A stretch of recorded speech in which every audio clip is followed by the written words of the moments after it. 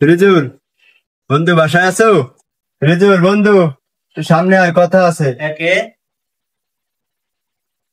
বন্ধু আর ভিতরে আয়। বন্ধু একটু ইমার্জেন্সি কথা আছে, বাইরে। কিছু বলবি, কোনো সমস্যা? হ্যাঁ বন্ধু, আমার তো একটু সমস্যা। আমার তো মা অসুস্থ, অপারেশনের জন্য 30,000 টাকা লাগে। তোর কাছে আছে বন্ধু? আমার কাছে তো টাকা নাই, তুই দেখ রাসেল ভাইয়ের কাছে পাও নাকি।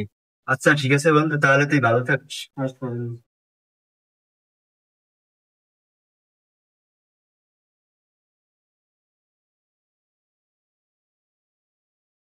রাসেল বন্ধু, বাসায় আছো? কে ডাকে কে? ও বন্ধু, কি অবস্থা? বন্ধু আমার তো অনেক সমস্যা বন্ধু, আমার তো মা অসুস্থ, ইমার্জেন্সি 30,000 টাকা লাগে অপারেশনের জন্য। তোর কাছে আছে বন্ধু? না রে বন্ধু, আমার কাছে তো টাকা নাই। বন্ধু আমার তো খুবই এমার্জেন্সি ভাবে দরকার। আহ, আজকাল তো মাগনা তো আর কেউ টাকা দেয় না, সুদেই তো দেওয়া লাগে। বন্ধু, টাকা তো আছে, সুদে দেয় একজনে। তুই কি তার কাছ থেকে সুদে নিবি? তাহলে বিকালে আসিস। ওকে বন্ধু, ঠিক আছে। দুঃখের দিনে বোঝা যায় আসল বন্ধু কে, আর কে ছিল শুধু নামের বন্ধু। বন্ধুত্ব আজকাল স্বার্থের উপর দাঁড়িয়ে আছে, তাই আসল বন্ধু খুঁজে পাওয়া কঠিন।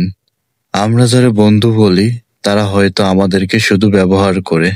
সত্যিকারের বন্ধু পেতে হলে সময়কে পরীক্ষা দিতে হবে।